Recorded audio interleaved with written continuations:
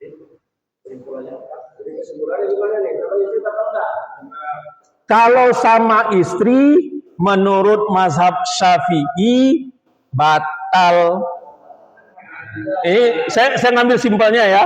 Saya ngambil simpelnya pengertiannya. Hah? Kalau menurut mazhab Syafi'i bersentuhan dengan istri batal.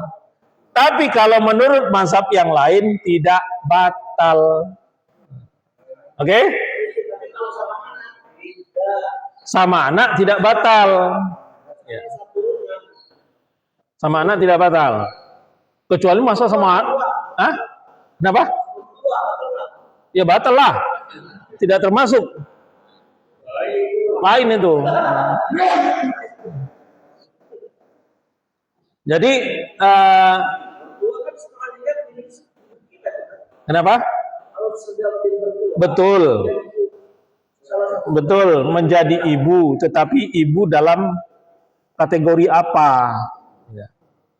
Dalam kategori apa? Karena nanti jadi jangan-jangan nanti di hadapan mertua buka celana juga, gitu kan?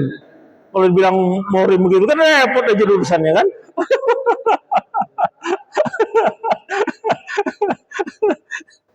Oke? Jadi nanti kita bahas masalah muhrim ini lebih detail pada waktu kita membahas masalah waris. Ya, itu ada 22 kriterianya. Ya, yang mana yang nasab keturunan, mana yang nasab pernikahan, mana yang nasab sepupuan. Ya. Oke, kita lanjut. Tidur. Apakah tidur membatalkan wudhu? Tidur sambil berbaring dan bersandar dapat membatalkan wudhu. Namun berbeda pendapat jika tidur dalam sholat. Nih, siapa nih yang sering tidur dalam sholat? Tidur sambil berbaring dan bersandar dapat membatalkan wudhu. Keempat imam sepakat ini. Ya, kalau dia berbaring, ya, dapat membatalkan wudhu. Namun berbeda pendapat jika tidur dalam sholat. Ya. Jadi kalau dia tidur berbaring, itu batal wudhunya. Ya, batal wudhunya. Tapi kalau tidur sambil duduk, nah ini masih dipersoalkan. Ya. Berbeda pendapat. Ya. Kemudian menyentuh mushaf bagi yang berhadas. Menyentuh mushaf bagi yang berhadas. Tidak boleh menyentuh mushaf Al-Quran dan membawanya bagi yang berhadas. Ini dalam mazhab, dalam ijma' ulama. Ya. Riwayat Daud dan lain-lain membolehkan membawa mushaf. 3 imam boleh membawa mushaf dengan cara dibungkus dan digantung, kecuali mazhab Syafi'i. Mazhab Syafi'i mengatakan boleh membawa dengan tafsir. Ya.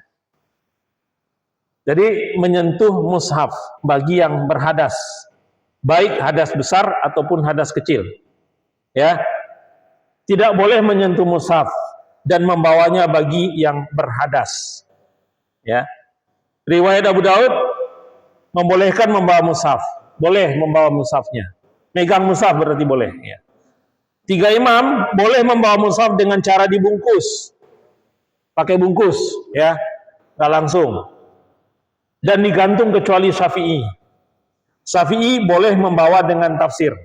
Jadi yang dimaksud dengan mushaf di sini yang nggak ada terjemahannya. Ya, yang nggak ada terjemahannya. Hanya isinya Al-Quran saja. Itu yang dimaksud dengan mushaf yang kita bahas di fikih ini. Ya. HP tidak termasuk. Ya. HP tidak termasuk. Ini membawa, menyentuh mushaf. Kenapa? Karena memang ada dalilnya. Tidak menyentuh Al-Quran kecuali orang yang disucikan. Nah, ini masih menjadi perdebatan. Kenapa? Yang dimaksud dengan Al-Quran itu bukan Al-Quran yang ini, tapi Al-Quran yang di Lauh Mahfuz. Kenapa? Karena kalimatnya adalah orang yang disucikan. Itu bukan orang yang suci, tapi orang yang disucikan. Ini interpretasi berbeda-beda, ya, berbeda-beda. Ini pernah saya bahas pada waktu saya membahas masalah ulumul Quran, ya, ada Al-Quran yang di Lauh Mahfuz dan segala macamnya.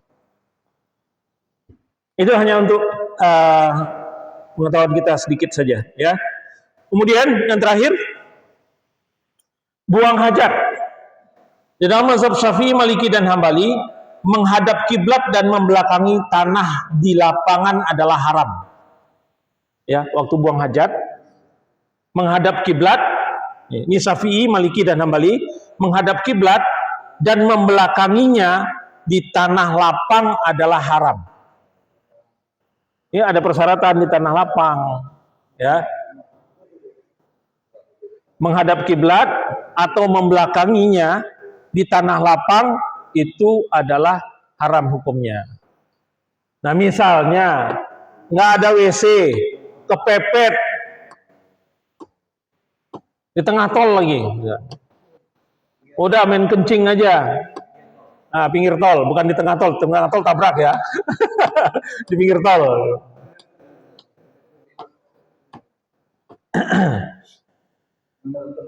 Ada juga kemarin yang kebelet itu waktu perjalanan Sumatera kemarin. Siapa yang kencing di pinggir jalan?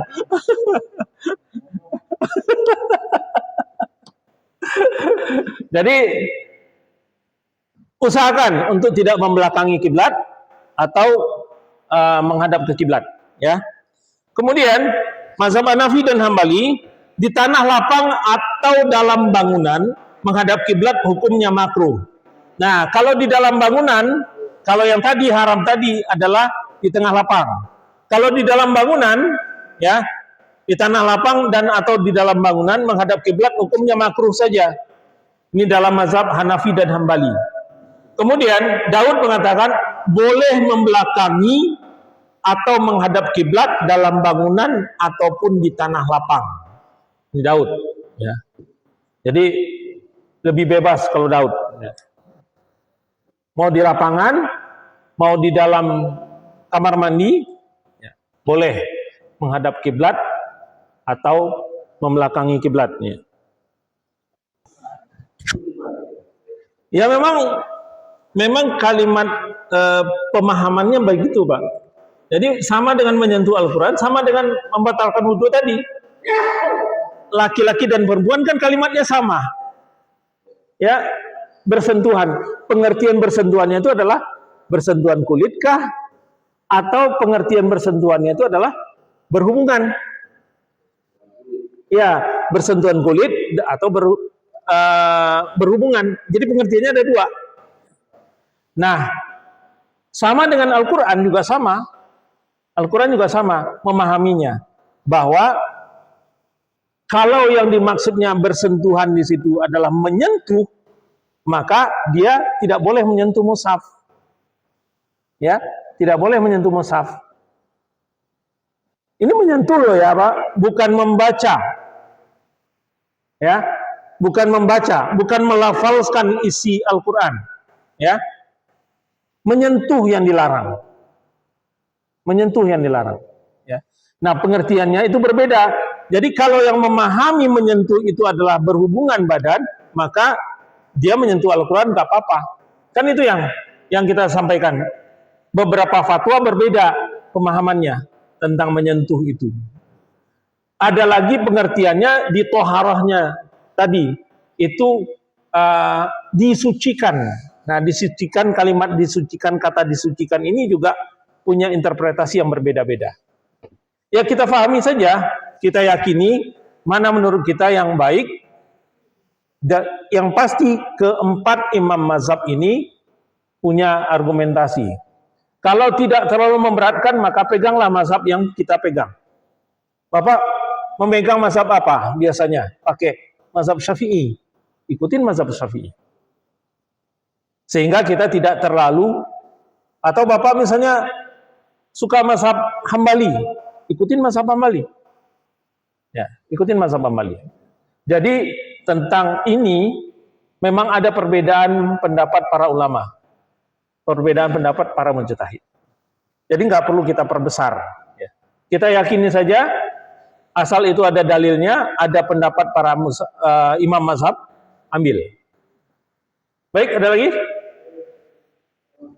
Kalau tidak ada, kita cukupkan kajian kita pada subuh hari ini.